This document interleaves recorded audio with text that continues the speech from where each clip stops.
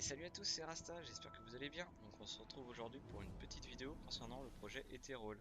Donc pour commencer, je vais déjà vous parler un petit peu du studio. Donc c'est une start-up de 57 personnes, donc comprenant des programmeurs, une équipe de marketing, une équipe de design. Voilà, tout ce qu'il faut pour faire un bon projet. Voilà. Euh, il faut savoir qu'ils sont majoritairement américains. Il y a une personne qui s'occupe de la relation entre les communautés FR et le studio. Donc c'est 1, 2, 3, 4 qu'on peut retrouver sur le Discord. Dans ça, je vous donnerai le lien en description. Il faut savoir que le projet maintenant a 17 mois. Donc ça fait 17 mois que ce studio travaille dessus. Donc pour vous donner une ordre d'idée, c'est quelques mois un petit peu avant la fermeture officielle des serveurs de Paragon. Donc voilà, plus d'un an qu'ils travaillent dessus. Donc c'est pas rien. Euh, donc Ethereal, ça va être un MOBA alors vu à la troisième personne. Donc je m'explique, c'est comme l'était Paragon, vous aurez votre personnage et vous aurez la caméra derrière. Voilà, tout simplement. Un petit peu comme Smite également. Euh, le moteur graphique, c'est toujours l'Unreal Engine 4, comme faisait Epic avec Paragon. Lors, voilà, la particularité de ce MOBA, comme je vous l'avais dit lors de la précédente vidéo, c'est qu'il est situé sur trois lignes différentes. Donc la ligne du milieu, la ligne du haut, la ligne du bas.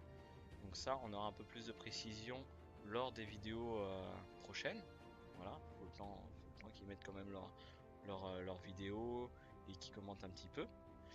Euh, il faut savoir que lors de votre apparition en jeu, vous allez avoir des portails pour pouvoir accéder à ces différentes lanes.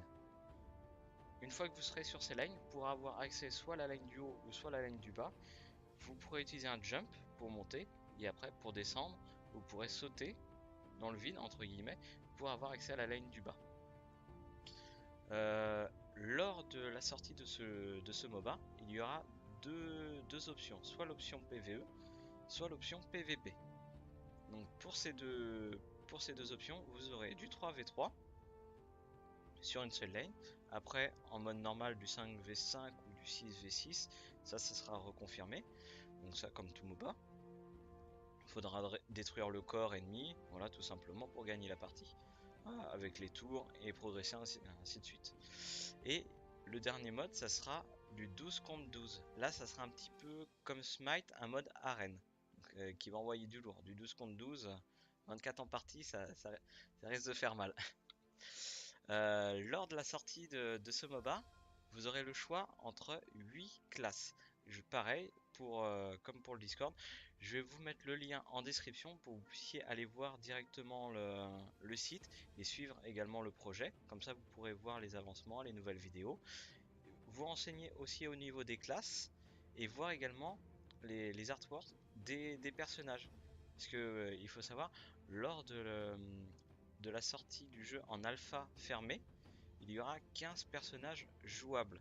Donc, ce qui était à peu près le cas de mémoire pour Paragon. Je crois qu'il y en avait peut-être même moins, je crois que ça tournait dans les 10. Donc, pour la sortie, il y aura 15 personnages, donc en alpha fermé, et en bêta ouverte, donc peut-être un an après ou un an et demi, ça il faudra revoir par rapport à l'avancement de l'alpha, les bugs, etc. Donc qui seront réglés. Donc on va partir sur un an. Il y aura 34 personnages éventuellement jouables, parce qu'ils en font progressivement. Voilà, ça il faudra voir également sur leur site, voir la continuité. Hop. Donc ces 34 personnages, vous pourrez y avoir accès à la bêta ouverte, logiquement. Ensuite, pour ces personnages, comme dans tous les MOBA, il y aura 4 habilités. Donc il y en aura 3 normales, donc 3 compétences. Il y aura un ulti, un passif unique pour chaque personnage et il y aura un passif de classe. Donc, sachant qu'il y aura 8 classes, il y aura 8 passifs au total au niveau des personnages, donc au niveau des mythes. Les mythes, c'est ce qu'ils appellent des personnages. Je vous parlais justement de l'alpha. Donc il y aura d'abord une pré-alpha qui va se faire en interne. Donc le studio va la faire en interne pour régler les bugs majeurs. Suite à ça, il y aura une pré-alpha. Une alpha, pardon. Une alpha fermée. Cette alpha fermée aura possibilité d'avoir 2000 slots. Sur ces 2000 slots, ça sera les premiers arrivés, les premiers servis. Voilà. Après, sur ces 2000 slots, il y aura, bien sûr, si vous voulez y accéder, il y aura une demande, une petite compensation de 20 $, donc qui peut à peu près à 20 € chez nous. Ça me paraît tout à fait légitime parce que voilà, les gars ont bossé quand même plus d'un an sur le projet, voilà. Et au bout d'un moment, il faut quand même qu'il y ait une petite rente d'argent pour faire suivre le projet, ce qui paraît logique pour pouvoir payer les équipes et tout. Et pareil, les serveurs aussi, c'est pas gratuit. Donc, 20 $, donc 20 € à peu près, ça me paraît tout à fait légitime. Et comme je vous ai dit, par contre, ça sera le premier arrivé, le premier servi.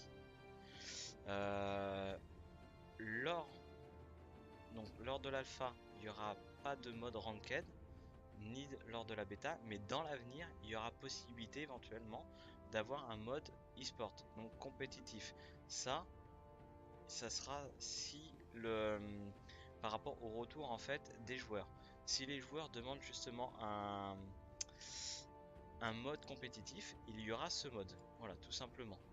Mais c'est vrai que ça serait pas mal un petit mode e-sport pour faire progresser le jeu et pour l'emmener justement sur le monde de la compétition. Parce que, voilà, c'est les MOBA, c'est ce qu'on cherche justement.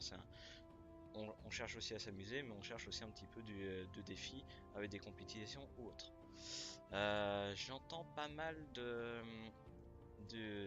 personnes dire que Eturol reprend en fait beaucoup d'assets de Paragon. Je me suis renseigné auprès du community représentateur FR. Certes, ils ont repris quelques assets, mais vraiment c'était pour compléter un petit peu les maps ou autres, mais c'est vraiment infime. Et sur ces assets, donc un en particulier, pour vous dire, c'est l'arche qu'on retrouvait sur Paragon. Ça a été vraiment fondu dans le décor pour, euh, pour ne pas, quand vous allez jouer au jeu, vous dire, tiens, ça faisait partie de Paragon, ça me fait penser à Paragon. Non, ça, vous verrez l'arche, mais modifié. Voilà, tout simplement. Il y aura vraiment la patte graphique des Tyrol. Ça sera pas l'asset de Paragon pris recollé. Voilà, comme peuvent faire les d'autres studios comme Core ou prédécesseur. Voilà, ça sera modifié, mais il y aura quand même des petits signes pouvant rappeler ça. Euh, la patte graphique, voilà, sur Ethereal, donc ils se sont plus inspirés de Final Fantasy et un petit peu de science-fiction. Si vous allez aller sur le site justement pour voir le projet, vous allez voir au niveau des artworks qu'on retrouve vraiment cette patte graphique vraiment propre au Final Fantasy. Donc qui est, à mon sens, qui amène justement ce côté un petit peu MMO. euh, j'ai- J'aime bien ça c'est mon avis personnel, mais j'aime bien justement ce côté un petit peu MMO dans les persos. Euh, Après, au niveau du lore, la personne qui s'occupe du lore, c'est Luc. Et cette personne, justement, est un fan de lecture, de ce que j'ai compris, et s'inspire vraiment de, on va dire, vraiment de l'enveloppe science-fiction, euh, science-fiction, Final Fantasy, pour créer ce lore. Euh, D'ailleurs, par rapport à ça, ils ont nommé, le studio a nommé la map Oblivion. Donc cette map, c'est une map principale, comme je vous ai dit. Vous en aurez d'autres, parce que voilà, pour la 3v3, pour le 5 contre 5 ou 6 contre 6, et pour le 12 contre 12, ça sera des maps différentes. Il y aura une map peut-être, on va dire, dans le désert, une dans la jungle, et ainsi de suite. Ça sera à revoir, tout simplement. Pour le lore, en fait, vous aurez des sortes de mondes parallèles. Et ce monde parallèle au centre, vous aurez une boule, ça sera Oblivion, donc la map. C'est là où tous les, on va dire, tous les mondes parallèles se regroupent. Voilà. Et de ces mondes-là, il y aura différents mondes d'où viennent les personnages. Donc, pour le lore, ce qui est pas mal, c'est que c'est vaste. Donc, ils pourront tout faire. Donc, que ça soit des créatures, des humanoïdes, des robots, il n'y aura pas de limite. Sauf leur création. Voilà. Mais sinon, ils pourront tout faire. Donc, ça pourra amener justement valoriser le lore. Et pareil, ça sera intemporel. Donc, on pourrait éventuellement retrouver un personnage, on va dire peut-être il aura 20 ans, et un deuxième dans un autre monde intemporel où il pourra ce même personnage avoir 60 ans, avoir mûri, les costumes changés et ainsi de suite. Donc vraiment, ça ouvre de grandes possibilités par rapport au lore, à la création des personnages, des maps et de tout. Euh, c'est vraiment, voilà, ça ouvre un portail, un éventail de possibilités énorme. Euh, Ils veulent justement au niveau de prendre Paragon en standard de qualité d'animation. Donc, je parle juste voilà, en termes d'animation. Ils veulent que ça soit équivalent graphiquement, voilà, donc que ça soit vraiment un jeu très très beau, soit supérieur. Voilà, ils veulent vraiment que se démarquer par rapport à ça, tout simplement. Euh, je tiens quand même à remercier le community représentateur FR, donc 1, 2, 3, 4, qui m'a renseigné par rapport à tout ça, euh, qui a permis justement de répondre à toutes mes questions pour faire cette vidéo aujourd'hui. Je le remercie grandement par rapport à ça. Et moi, je vous tiens au courant lors de prochaines vidéos, dès que j'en sais un peu plus, pour vous refaire des vidéos. Dans l'avenir, si j'arrive à avoir accès à l'alpha fermée, je ferai des vidéos sur chaque personnage pour vous les présenter un petit peu leurs compétences, voilà ce qu'ils peuvent amener dans la partie. Une chose que je vous ai pas dit aussi, c'est au niveau alors au niveau, ça sera pas des cartes, mais ça sera, on va dire, une boutique comme dans LoL, quand dans Smite. Donc ça pour les joueurs qui viennent de ces MOBA là seront pas perdus. Ils vont retrouver un petit peu ces mécaniques là. Voilà. Donc voilà, lors de prochaines vidéos, je vous présenterai soit d'autres vidéos qui mettront en ligne, soit des personnages lors de l'alpha fermée.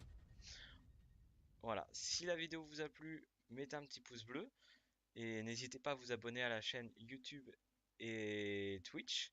Et si jamais ça vous plaît, n'hésitez pas à me suivre et à partager la vidéo. Je vous remercie et je vous dis à bientôt. Allez, salut, ciao.